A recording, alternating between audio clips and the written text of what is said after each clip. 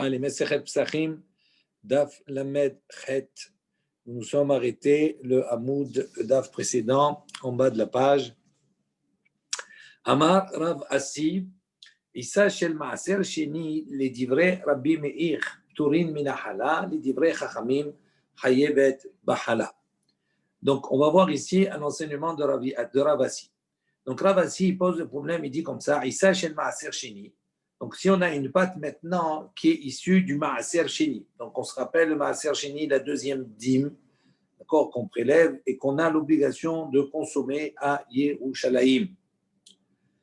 Cette pâte-là, les divrei Rabbi Meir, selon les propos de Rabbi Meir. Donc ça, on va voir, c'est l'opinion de Rav Assi, qui dit qu'il pense que selon les propos de Rabbi Meir, Turim Minahala, donc cette pâte-là est dispensée de la chala, du prélèvement de la chala qu'on donne au Kohen, et les divrei Chachamim, et selon l'opinion des Chachamim, Chayevet Bahala.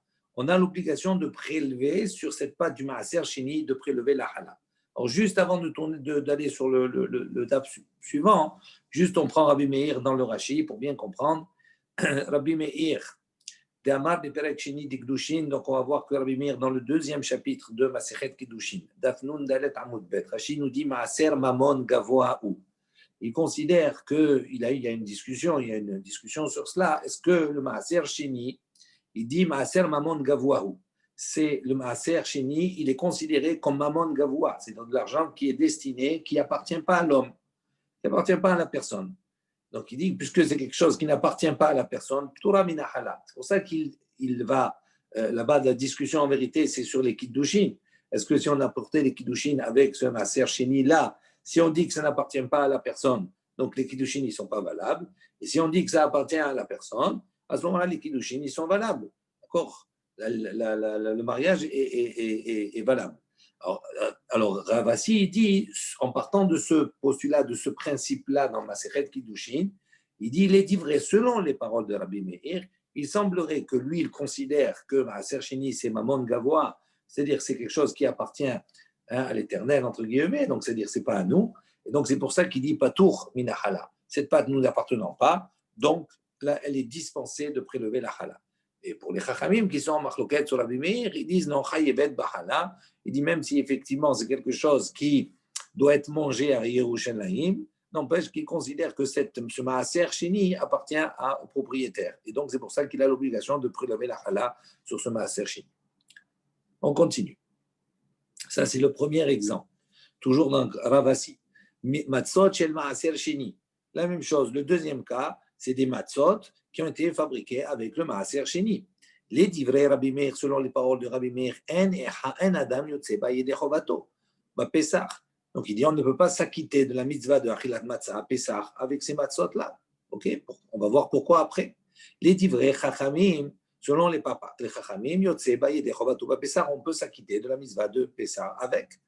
Troisième situation, etrog shel Maaser Sheni.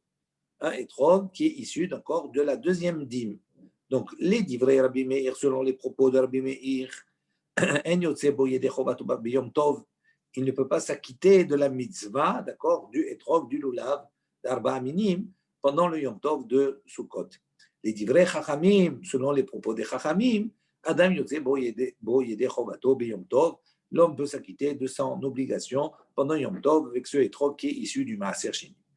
Ça, c'est Rav Assi, qui a rapporté à la base, selon les propos de Rabbi Meir et les propos de Chachamim. Trois cas différents. Matkif la Rav Papa. Rav Papa, il va objecter. Il va dire, Bishlama Issa, Dirtiv. Donc, on comprend bien que dans la liste, Issa, la pâte qui est issue du Maas, qui était fabriquée avec Maaser Sheni, dit, on comprend bien pourquoi ça c'est interdit ou permis, interdit. Dirtiv, comme c'est marqué dans le pasuk, Arisotechem. Excusez-moi 2 secondes. Alors, on s'est arrêté, on reprend les aléas du direct, entre guillemets. Donc, on a dit Matkif, là, Rav Papa, il vient objecter. Bishlam Aïssa, on comprend bien la discussion à propos de la pâte qui est issue de Maaser Sheni. Dirtiv, comme c'est marqué dans le pasuk à propos de la pâte Harisotechem, c'est-à-dire vos pâtes. Donc, quand on précise vos pâtes, ça sous-entend Michelachem, ça veut dire que c'est quelque chose qui est à vous. Donc, on voit ici que pourquoi c'est interdit, parce que c'est quelque chose qui doit vous appartenir. Et donc, comme c'est quelque chose, selon Rabbi Meir, qui est Mamon Gavoa, donc c'est pour ça que c'est interdit, on précise que ça doit vous appartenir.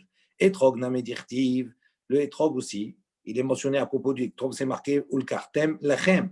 Lachem, Michelachem. Donc ça veut dire pour vous, ça veut dire que c'est quelque chose qui doit vous appartenir. Et la matzah, il dit, mais la matzah, miktiv matzatrem, est-ce qu'à propos de la matzah, on a précisé dans les psukim que ça doit être quelque chose qui vous appartient? Amar Rava, Vitema Rabbi Emar Bar Shinamia, Hatia lechem lechem ktiv acha lechem oni uktiv adam ve'aya ba'ochelchem be'acholchem milechem haaretz ma le'alan mishelachem afkan mishelachem. Donc, pour la question qui se pose, c'est pour la matzah. On ne voit pas dans le psukim, on n'a pas un pasuk qui nous dit que la matzah doit être quelque chose qui doit nous appartenir. Et donc, Rava, au nom de ceux qui disent c'est Rabbi Yemar Bar Shinamia, il a répondu, il a dit, Atia lechem lechem. Il fait une xera shava avec le mot lechem, le pain. Tivacha, c'est écrit ici à propos de la matzah, lechem oni, donc on l'a appelé le pain de pauvreté. Urtivata, mais il est marqué à propos de la chala, ve'aya be'acholchem milechem haaretz. Donc on voit ici que là-bas aussi on l'a appelé lechem. Donc mal et alan, de la même manière que à propos de la chala, michelachem, on a insisté dans le psukim que ça soit quelque chose qui vous appartient. Afkan, Michelachem, donc, et la matzah également, par cette xéra shavala, on déduit la matzah de la chala pour dire que c'est quelque chose qui doit vous appartenir. Lema Messaïe allé, donc il dit, est-ce qu'on peut effectivement avancer et dire que on a un appui, on a une preuve, on a quelque chose qui appuie sur l'opinion de Ravasi, où on a cet enseignement qui est rapporté, qui nous dit, Issa shel maaser sheni ptura mina hala. Une pâte du maaser sheni est dispensée de la hala. Divrei Rabbi Meir, c'est le propos de Rabbi Meir. Mais les Chachaim disent, hayevet, cette pâte-là du maaser sheni, on a l'obligation de prélever la hala. Oumara, elle dit, lema messaïe, elle dit quoi? Comment tu dis, c'est un appui? Haïnu ach, c'est la même chose. C'est ce que Ravasi a dit. Donc, c'est sûr, c'est un appui. Rika Amar dit non, ainsi, il voulait dire la chose suivante, on va expliquer. Lema, est-ce qu'on peut dire ici, mideflige be'issa? On aurait pu dire comme ça, est-ce que la marloquette, elle est à propos de la pâte? Be'hanach name flige. Et donc, la même marloquette qu'il y a pour la pâte, parce que pour la pâte, on a trouvé effectivement un texte où on voit que Rabbi Meir, il dit clairement qu'elle n'est pas tour de la chala, et les Chachaim, il dit chayevet. Donc, on a un texte qui vient, on va dire, aller dans le même sens que l'opinion de Ravasi sur la issa, sur la pâte. Maintenant, est-ce qu'on va dire que la marloquette qui se retrouve à propos de la pâte, Behanach Namé Pligé, on retrouve la même marloquette à propos des deux autres cas, c'est-à-dire de la matzah et de l'étrog? Au Dilma, ou peut-être non, Shani Atam, c'est différent là-bas pour la pâte. Pourquoi? Dire-t-il, parce qu'à propos de la pâte, c'est marqué par deux fois Arisot Echem, très hymné. Donc il y a deux fois Arisot Echem. Pourquoi on a besoin de répéter par deux fois? Pour insister et pour dire que c'est quelque chose qui impérativement doit vous appartenir.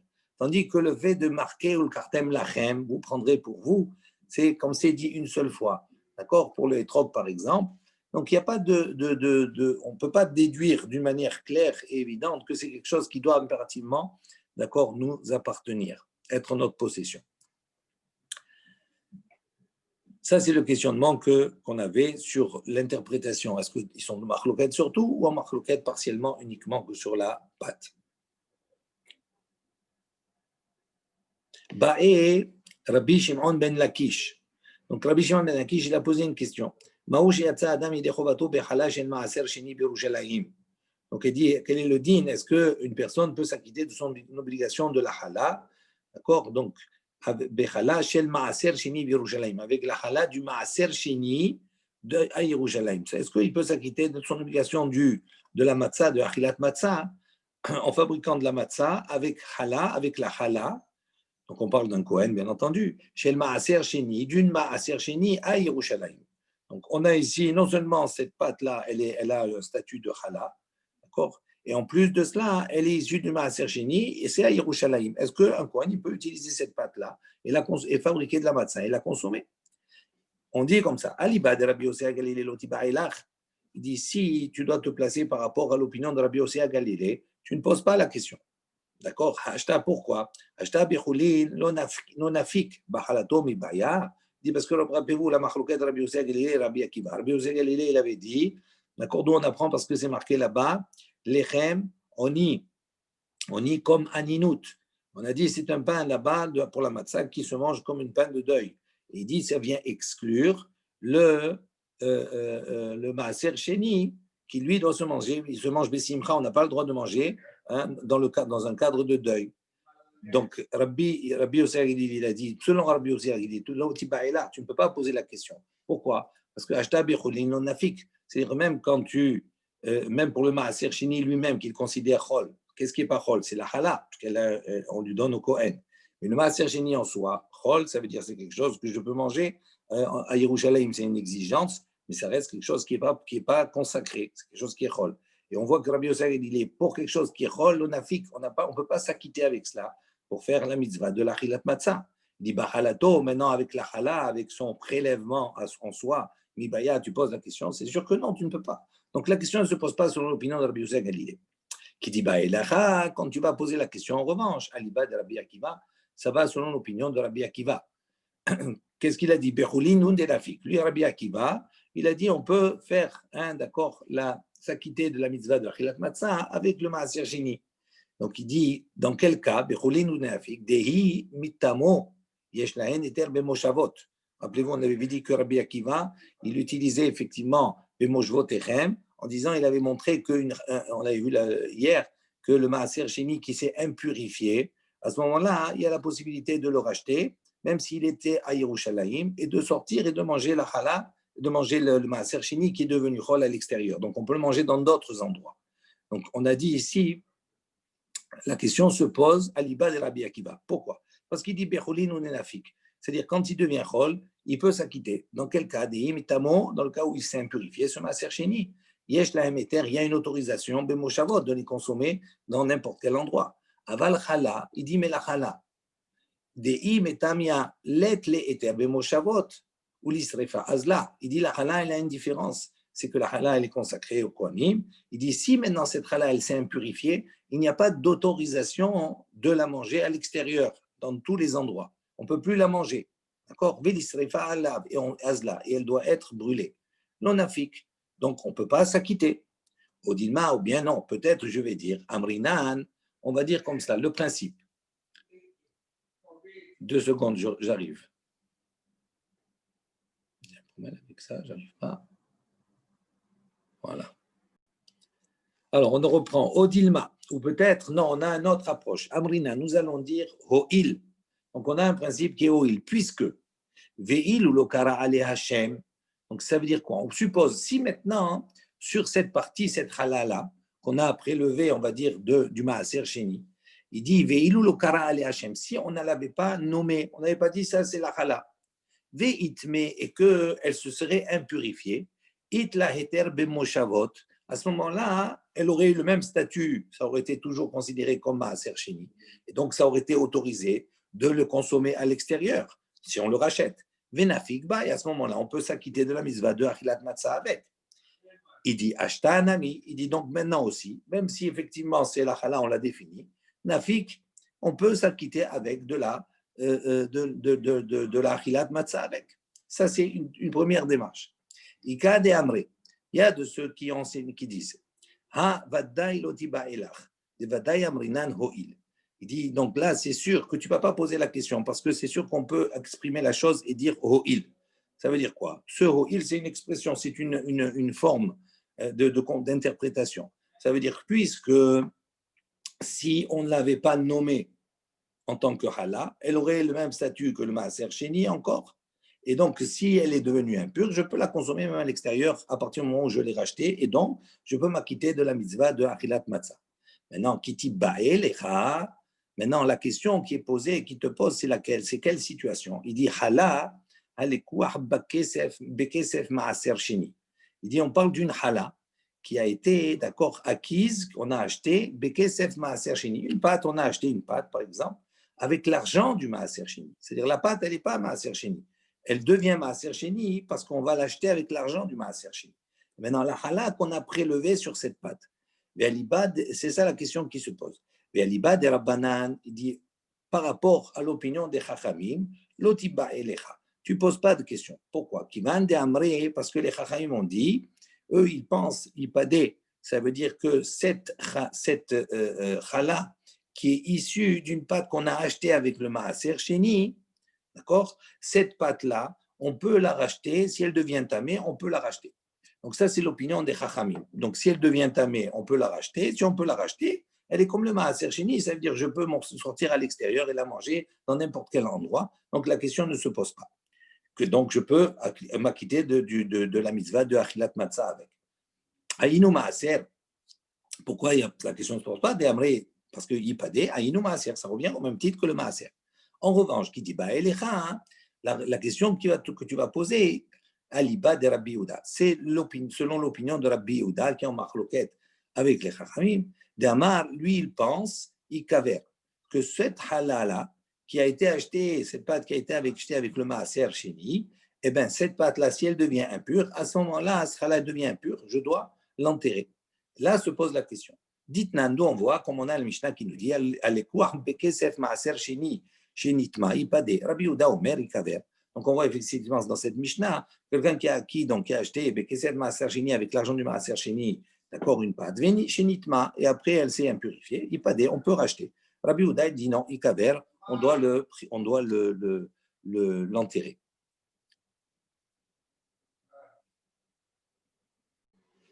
Alors, on voit ce que Jean Rabbi Yehuda, lui dit Ikaver, on doit donc enterrer cela.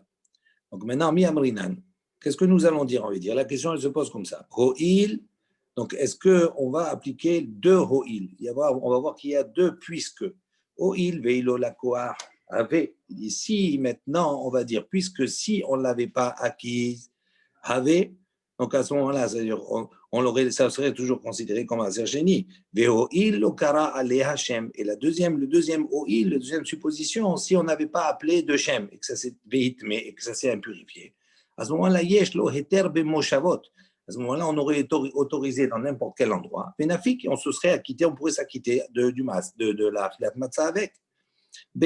Hashta, namenafik, donc même dans ces conditions-là, à ce moment-là, on dit qu'on peut s'acquitter, nafik B, on peut s'acquitter avec la chilat matzah. Donc, est-ce qu'on applique, la question, est-ce qu'on va appliquer deux fois les o'il, odinma, ou peut-être non, had o'il amrinan, on peut appliquer un seul, mais très o'il, mais deux, puisque lo amrinan, on ne peut pas l'appliquer, on va trop loin dans le raisonnement.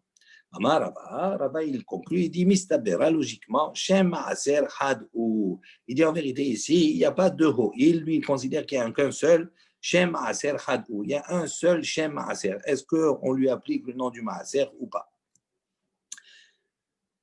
Ensuite, on revient sur la Mishnah, on avait vu dans la Mishnah Halot Toda, pour Kike Nazir.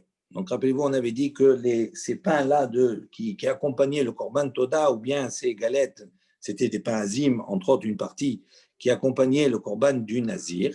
On avait dit ici, c'est quelque chose qui a été fabriqué, d'accord? On a fait ces matzot pour soi-même. À ce moment-là, on ne peut pas s'équitter avec de la mitzvah de Achilat Matzah. Si c'est pour vendre, à ce moment-là, on peut. Maintenant, on va poser la question. Maintenant, animé, d'où c'est bon? Amarava, Amaraba, de Amarkra. Donc, Rabba, il s'appuie sur un pasouk. Que dit le verset? Ushmartem hetam matzot. Donc, à propos des matzot, c'est marqué Ushmartem. On a la notion de shmira, c'est-à-dire on doit garder ces matzot, ce qu'on appelle matzah shmura. D'accord? Matzah, amishtameret les shem matzah. Ça veut dire qu'on doit faire une matzah et on doit garder les matzah et les faire les shem matzah en vue de l'accomplissement de la mitzvah de la matzah. Donc, si on dit Ushmartem hetam matzot, yatzta, on veut exclure de cela zo she'en mishtameret les shem matzah. Donc, à ce moment-là, on exclut ces matzot-là, ces pains azim qui accompagnent le toda ou le nazir, pourquoi on les exclut? Parce qu'elles n'ont pas été fabriquées, les shem matzah, en vue d'une matzah, donc elles n'ont pas été gardées pour cela. Donc ça veut dire qu'on ne peut pas s'acquitter avec. Et là, les shem zevar, mais on les a fabriqués, on les a gardés, les shum zevar, pour le korban. Rabbi Yosef Amar, Rabbi Yosef, il apporte une autre référence. Amar Kra, il dit, le pasuk a dit, Shivat yamim matzot tochelut. Donc, durant 7 jours, vous mangerez les matzot. Il dit matzah anechelet shivat yamim. Donc, ça veut dire, on apprend d'ici qu'on parle d'une matzah qui peut être consommée pendant les 7 jours. Yastazo sheina nechelet shivat yamim. Et là, il dit, ça exclut ces matzot-là du korban toda qui, elles, ne peuvent être consommées uniquement un jour et une nuit. Comme le korban. Donc, comme on ne peut pas les consommer 7 jours, donc on ne peut pas s'acquitter avec cela de la mitzvah de Achilat Matzah. Donc il y a ici deux références différentes. Et on a ici Tanya, une baraïta, Kvate de Rabba, donc une baraïta qui va selon l'opinion de Rabba, et Tanya, Kvate de Rav Yosef, et une baraïta qui va selon l'opinion de Rav Yosef. Tanya, Kvate de Rabba, donc on a une baraïta qui va dans le sens de Rabba. Yachol Yatsaï de Chovato Bechalot Toda ou Kenazir. Donc on aurait pu penser qu'on peut s'acquitter de la mitzvah de Achilat Matzah avec les chalot, avec les matzot du Korban Toda, ou bien les galettes, les matzot du Nazir. Talmud Lomar, Ushmartem et matzot. Donc on apprend du passouk, vous garderez et matzot. Matzah mishtameret lishem matzah, uniquement la matzah qui est gardée en vue de l'accomplissement de la mitzvah de la matzah. Yastazo, on exclut de cela, Shena mishtameret lishem matzah, toute chose qui n'a pas été gardée en vue de la mikrila de matzah. Et la mishum zevar, mais en vue du korban. Donc dans notre cas ici, donc on voit que cette baraïta, elle va exactement selon l'opinion de Rabba. Tanya Gvadé de Rav Yosef, il y en a une autre baraïta qui va selon l'opinion de Rav Yosef. Donc la même question, on aurait pu penser qu'on peut s'acquitter de la mitzvah de Achilat Matzah avec des chalot toda, du korban toda ou bien les matzot du nazir. Talmud Omar Shiva Yamim Matzot Ochelu. Donc on s'appuie sur le passouk qui nous vient nous préciser qu'on doit consommer ces matzot durant 7 jours. Matzah Hanne Chelet Lishiv'a. Donc on doit manger pour s'acquitter de la mitzvah de Achilat Matzah le premier soir. Il faut que ce soit une matzah qui puisse être mangée durant les Shiv'a, les 7 jours. Il y a ça, donc on vient exclure ici. Zo She'ena Chelet Lishiv'a Ella Laila Vayom. Donc, on voit ici qu'on ne peut pas inclure dans la mitzvah de Achilat Matzah ces chalot toda, puisqu'elles ne peuvent être mangées uniquement qu'un soir et une journée. Maintenant, on pose une question. Pourquoi on a besoin de ces psukim pour exclure cela? On peut le déduire, milechem oni. On a dit c'est un pain oni. Qu'est-ce que ça veut dire oni? Mishinechal ba'aninut. Comme Rabbi Yossi à Galilée, rappelez-vous. Mishinechal ba'aninut, c'est uniquement un pain qui peut se manger ba'aninut en cas de deuil. Yatsa ze shenonechal ba'aninut. Donc, on va exclure effectivement halot, ici les halot toda, que quand on apprend le commandement, on ne peut pas les manger en état d'aninut, de deuil. Et la besimcha uniquement dans un cadre de joie. Donc, on ne le déduit pas de ce passou. Il dit non, ça va là que Rabbi Akiva, il pense comme l'opinion de Rabbi Akiva. Rabbi Akiva, on a vu ces discussions. Lui, il préconise la lecture, l'écriture, pardon, que la lecture. Qu'est-ce qu'il a dit Rabbi Akiva? Il est Damar Ani. Là-bas, c'est marqué Ani, on le lit Oni, comme s'il y avait un vav, mais il n'y a pas de vav. Donc, Ani Ktiv. Donc, ça veut dire un pain de misère, et pas un pain de Aninut, de deuil. Il dit, mais Tipoukle. Alors, maintenant, on lui dit pourquoi? Déduis-le. De'aval et Matzah Ashira. Pourquoi on ne déduit pas dans le fait que c'est une matzah ashira, puisque les chalot du Toda, les pains de Toda, ils étaient mélangés avec shemen, avec de l'huile. Et on avait vu précédemment, quand on mélange la farine avec de l'huile, c'est considéré comme une matzah ashira riche, et donc ça ne répond plus à la notion de lechem oni. Alors pourquoi on ne l'exclut pas en pensant que c'est effectivement une matzah ashira? Amar Shmuel bar Yitzhak, Rav Shmuel bar Yitzhak, il a dit non, revi'it hi umithaleket hi lekama halot.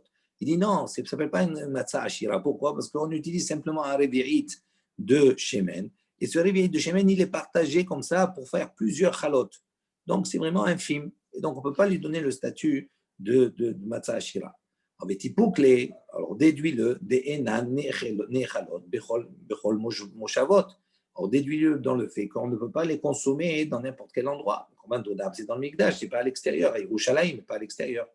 Amar Resh Lakish dit Zot Omeret, Halot Toda, Urkike Nazir, Nechanim Beno Vegivon.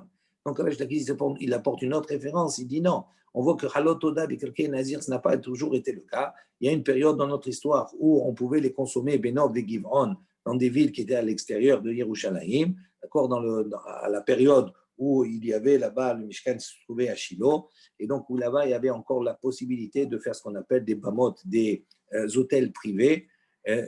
Donc ça c'est toute une autre histoire, mais on voit que donc c'est quelque chose qui pouvait se manger à l'extérieur aussi. Donc c'est pour ça qu'on n'a pas retenu ce cas-là et qu'on s'est plutôt penché vers le passouk précédent, à savoir Mishtameret, Shem Mitzvah, etc., etc. Tanya, il y a une baraïta qui dit Amar Rabbi Ilai. Rabbi Ilai a dit Sha'alti et Rabbi Eliezer. Donc, j'ai posé la question à Rabbi Eliezer, donc, quel est le din? Est-ce qu'on peut s'acquitter de achilat matzah avec les halot de Toda ou bien les halot, on va dire les pains enzymes du Nazir? Amarli, il m'a répondu, Lo shamati, j'ai pas entendu. Bati veshalti, l'ifne Rabbi Yoshua, je suis venu, donc j'ai posé la question à Rabbi Yoshua. Amarli, il m'a dit, Are amru, il dit, on a déjà enseigné, halot Toda ou Nazir, chez Asa'an le atzmo. Il dit, c'est halot de Toda, du combat de Toda, ou bien c'est halot, c'est galette du Nazir. Chez Asa'an les Asmo, si on les a réalisés pour soi-même, c'est-à-dire quoi? En vue de les apporter avec le Korban Toda ou bien en tant que Nazir. À ce moment-là, aucune personne donc, peut s'acquitter avec ces matzot-là de la mitzvah de Achilat Matzah. En revanche, si on les a fabriqués pour les vendre au marché, on peut s'acquitter avec. Lorsque je suis venu, j'ai rapporté les propos devant Rabbi Eliezer. Amarli, il m'a dit, Berit, donc il a dit Berit, donc c'est comme un juron, il a dit une alliance. Effectivement, ce sont des propos qui ont été rapportés depuis Moshe Rabbeinu, d'accord, les Moshe Misinaï. Il y a deux ceux qui traduisent, on va dire, cette réponse d'une autre manière, beaucoup plus interrogative. Berit, hen advarim, shneemru le Moshe Misinaï, velo ta'ama baya. Il dit comment? Est-ce que ce sont des propos qui ont été rapportés à Moshe Rabbeinu au Sinaï parce qu'ils ont été rapportés, il n'y a pas de raison. C'est-à-dire, même si tu me dis à la Moshe Sinaï, il y a une raison. Il dit et donc il a évoqué la raison. Il dit pour quelle raison? Il y a une différence que si c'est pour les Hatzmo, pour soi-même, ou si c'est fabriqué pour le chouk, il y a une différence dans la halakha.